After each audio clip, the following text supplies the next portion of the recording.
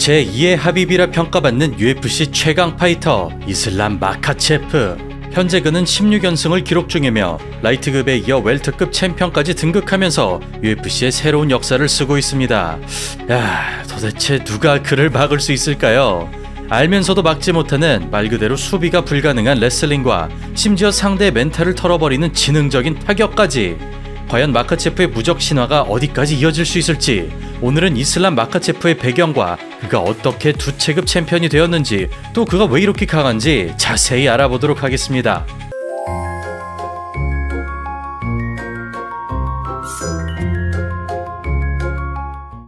또 오랜만에 동갑인 파이터 소개하네요. 예, 이슬람 마카체프는 1991년 10월에 다게스탄 마하치칼라의 작은 마을에서 태어났습니다.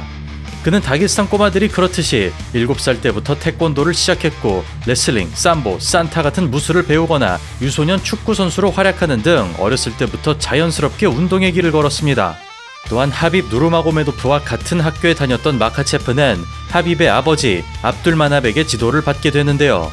하빕을 따라다니며 태클 성공 횟수로 내기를 한다거나 용돈을 모아서 글러브를 살 정도로 형제처럼 지냈던 이슬람은 하빕이 프로에 데뷔한 지 2년이 지났던 2010년 하빕을 따라 MMA 프로 무대에 오릅니다. 그리고 마카체프는 도저히 패배가 그려지지 않는 무적의 질주를 시작합니다. 신장 178cm, 리치 179cm로 솔직히 라이트급에서 특출난 사이즈는 아니지만 뼈마디 자체가 두꺼운 데다가 살아온 환경이 거칠기 때문에 심폐지구력, 근력, 정신력 등 고산지대에서 기를 수 있는 기본 능력치가 차원이 다른 그는 신인 때부터 정점을 찍어버린 레슬링과 다채로운 삼보 기술을 활용했고 다게스탄 특유의 호전성으로 화끈한 승리를 이어갑니다. 이 과정에서 로드 투 아솔 우승자인 만수르 바르나위와 6승 무패의 란도 주니오를 격파한 이슬람은 2014년까지 11승 무패 7피니시를 거두는데요.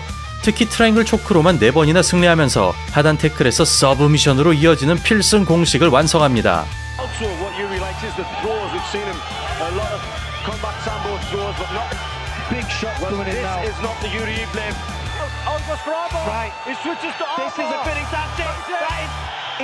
그리고 2015년 UFC로 진출한 마카체프는 차갑고도 내공이 느껴지는 운영으로 손쉬운 승리를 거둡니다. 주먹이 엇갈리는 순간 등으로 파고들면서 2라운드 백초크로 12연승을 질주하죠.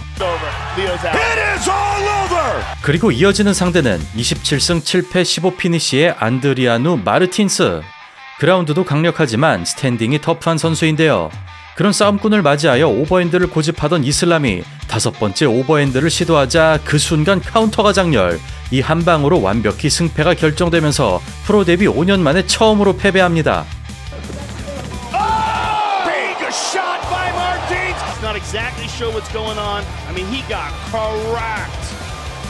그렇게 무패가 끊겨버린 마카체프는 압둘마납에게 싫은 소리를 듣습니다. 경기 전 AKA의 헤드코치 하비에르 멘데스가 초반부터 타격을 섞어보자는 전략을 지시했고 하빕의 부친인 압둘마납은 상대가 위험하다고 판단하며 주먹을 최대한 자제하라고 조언했으나 자신감이 넘치고 이때 타격병에 걸려있던 이슬람이 압둘마납의 조언을 무시하고 결과적으로 하비에르의 전략을 택한 것이죠. 이에 1라운드 KO 패배라는 충격적인 패배를 당한 마카체프는 제대로 각성합니다. 많은 분들께서 이미 아시다시피 압도적인 기량으로 무패 행진을 달려오던 파이터가 예상치 못한 충격적인 패배를 당하면 둘 중 하나인데요. 멘탈이 부셔져서 나락으로 가거나 아니면 있을 데 있은 패배를 토대로 더욱 강해지는 것입니다. 모두 다 아시다시피 마카체프는 후자였습니다.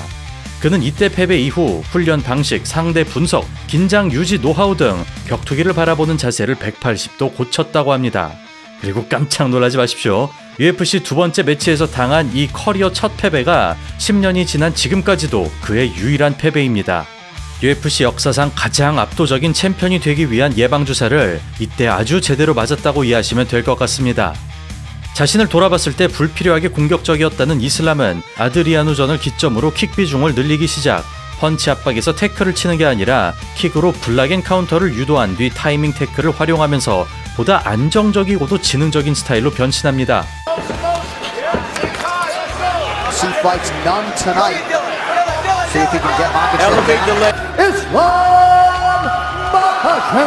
그리고 이 시기 하빕의 비상으로 다게스탄의 전성시대가 도래하던 이때 비교적 인지도가 떨어졌던 마카체프도 이름을 알리기 시작합니다.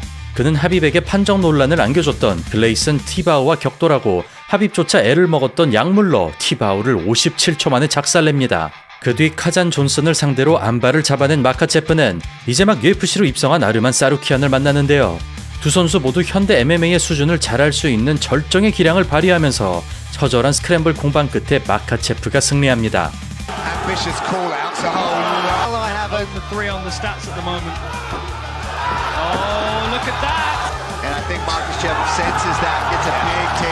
그렇게 이슬람의 약진이 두드러지던 사이 라이트급을 완벽하게 삼켜버린 하빕은 차기 라이트급 챔피언은 마카체프라는 예언을 남긴 채로 선수 생활을 마칩니다. 그런 하빕의 홍보 효과로 모든 시선이 집중됐으나 하필이면 코로나가 터지면서 공백기를 갖게 되고 그 뒤 포도상구균에 감염되면서 1년 6개월이 지나서야 복귀합니다. 그리고 이슬람은 하빕의 발언이 친분이 있어서가 아니라 명확한 근거에서 비롯된 것임을 증명해내는데요. 3연승을 질주하던 드류 도버를 살벌하게 압도하면서 아드리아노에게 당한 패배 이후 7연승을 달성합니다.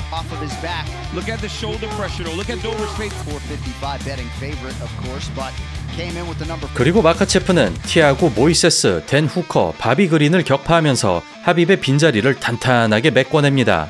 또한 트래시 토크와는 거리가 멀었으나 자기 홍보에도 힘을 주기 시작하던 그는 자신은 무려 사루키안, 드류 도버, 모이세스 같은 젊고 강한 선수들을 제압했다며 모든 랭커들이 자기를 피하고 있으니 무의미한 경기는 집어치고 타이틀샷을 받겠다고 선언합니다. 그리고 이건 약간 TMI인데 이때 마카체프의 발언으로 드류 도버에겐 무려 드류 도버, 그는 젊고 강해! 라는 밈이 생기며 국내 격투기 팬들은 그를 고투라고 부르기 시작합니다. 참고로 드류 도버 선수 본인은 한국에서 생긴 이 별명을 굉장히 좋아했고 저와의 인터뷰를 통해 한국 팬들에게 감사함을 전하며 꼭 한국에서 팬미팅을 하고 싶다고 밝힌 바 있습니다. 아무튼 그리하여 2022년 타이틀전을 치르게 된 마카체프는 무려 11연승을 질주 중인 찰스 올리베이라를 만났는데요.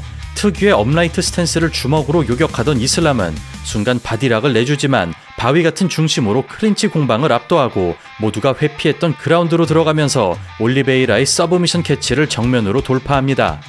트라이앵글 초크를 힘으로 뚫어버리며 압박을 시작하는 마카체프. 주특기인 클린치 싸움을 걸어보지만 인형처럼 날아가는 올리베이라. 전진 타격, 그로기, 서브미션으로 연결되는 필승 패턴이 암벽에 가로막혀 무참히 깨지고 있습니다. 흐름을 잡기 위해 변칙 타격을 노려보지만 무리한 시도가 악수로 돌아오는 올리베이라. 차원이 다른 압박으로 암 트라이앵글을 잡아내면서 하빕의 눈앞에서 라이트급 챔피언에 등극합니다.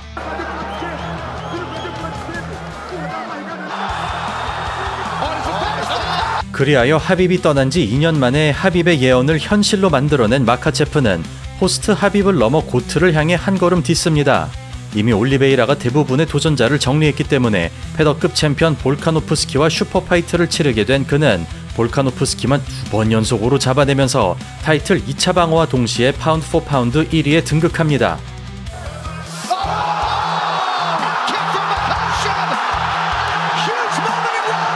그리고 만난 상대는 5년 전 하빕을 상대로 타이틀에 도전했었던 더스틴 포이리에. 챔피언이 될 수 있는 마지막 기회에서 다시 한번 다게스탄 파이터와 싸우게 된 것인데요. 진흙탕 싸움꾼 더스틴이 화력 승부를 걸어보지만 이슬람의 정확한 타격에 당해버리고 첫 번째 테이크다운이 보기 좋게 성공하면서 챔피언의 높은 벽을 체감합니다. 기무라에 잡힌 사이 프레임을 만들어서 탈출하지만 일어나기 전에 다리가 따라가는 마카체프. 카프킥을 차는 순간 카운터 더블렉이 들어갑니다. 이렇게 되면 발차기가 꺼려지는 보이리에. 잡아채는 움직임이 초고속으로 지나가고 싱글렉을 기초로 다양한 기술을 뽑아내면서 타겟책이 안 보이는 완전 지배를 계속합니다. 그렇게 철두철미한 운영으로 숨통을 조이던 이슬람은 마지막 불꽃을 피우던 더스틴을 전소시켜버립니다. 중량급의 버금가는 완력으로 흔들어주던 그는 내공이 드러나는 고난이도의 테크닉을 구사하면서 5라운드 다스 초크로 챔피언 벨트를 지켜냅니다. 사실 더스틴 역시 몇 차례나 테이크다운을 막아냈지만 공격자보다 수비자가 먼저 퍼져버렸고 싱글렉에서 무한대로 파생되는 테크닉에 목을 내주고 말았는데요. 확실히 어릴 때부터 고산을 뛰어다니며 길렀던 카디오와 레슬링 조기 교육으로 다져진 신체 능력이 얼마나 거대한 자산이 되는지를 느낄 수 있었습니다.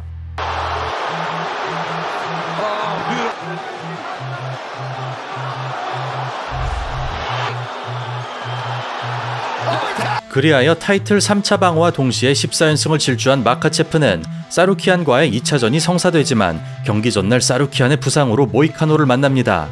만약 이번에도 승리한다면 UFC 라이트급 역사상 최다 타이틀 방어 1위에 오르는 마카체프. 그러나 장신의 타격과 모이카노가 터프한 스윙으로 항전합니다. 안전거리를 유지하며 견제로 풀어보는 모이카노. 그렇게 팽팽한 흐름이 나오지만 1합에 결정되고 마는데요. 다리를 잡는 순간 체인 레슬링에 끌려가면서 타이틀 4차 방어라는 금자탑을 1라운드 만에 달성합니다.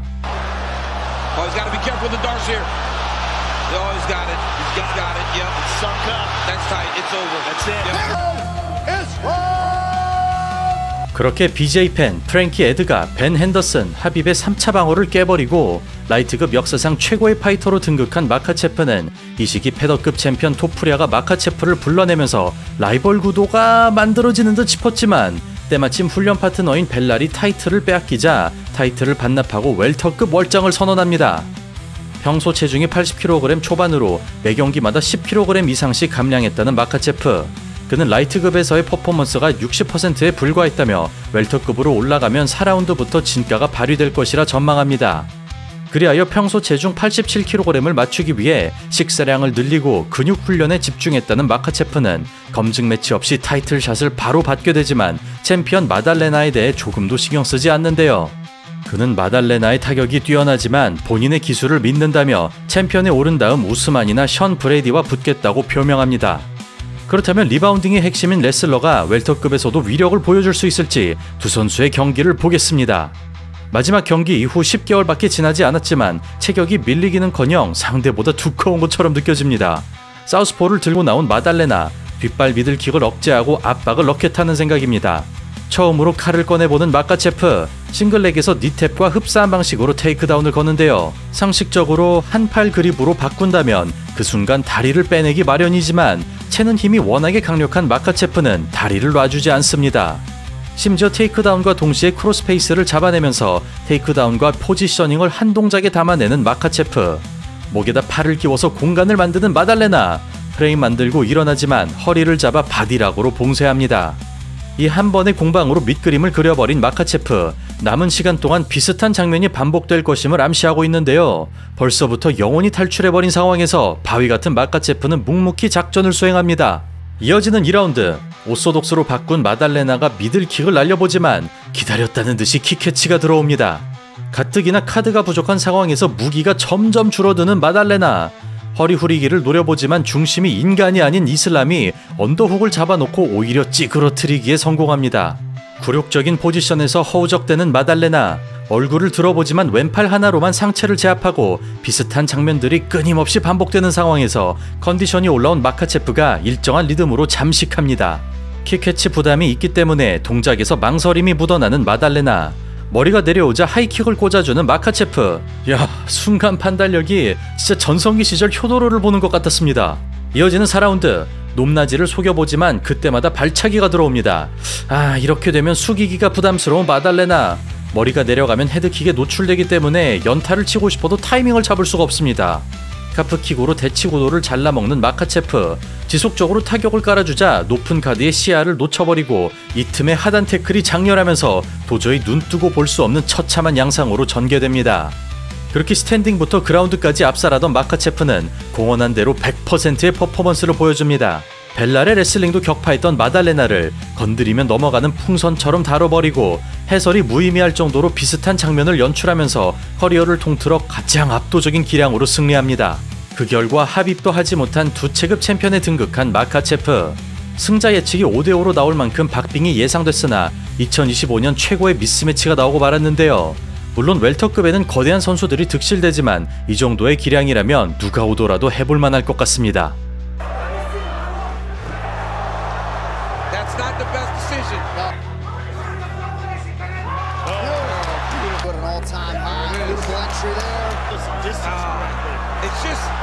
그리하여 2015년 패배 이후 16연승으로 앤더슨 실바와 함께 UFC 최다 연승 공동 1위에 오른 마카체프는 계약상 2경기밖에 남아있지 않았다며 하빕이 그랬듯이 다음 세대에 기회를 주겠다고 표명합니다. 또한 토프리아, 카마루 우스만, 이안 게리, 샤브카 라흐모노프 등 수많은 선수들에게 도발을 받게 된 마카체프는 웰터급에서 자신을 이길 만한 파이터가 단 한 명도 떠오르지 않는다며 그나마 우스만이 세기 때문에 차기 도전작감으로 지목합니다. 즉 오래전부터 선수 생활을 길게 하지 않겠다고 선언했던 마카체프가 마지막 두 경기마저 가장 강한 상대와 싸우겠다는 것인데요. 과연 그가 앤더슨 실바를 넘어 역사상 최다 연승에 도달할 수 있을지, 이제는 고트의 반열로 가고 있는 이슬람 마카체프에게 전 세계의 이목이 집중되고 있습니다. 그렇다면 오늘 영상은 여기서 마치겠습니다. 감사합니다.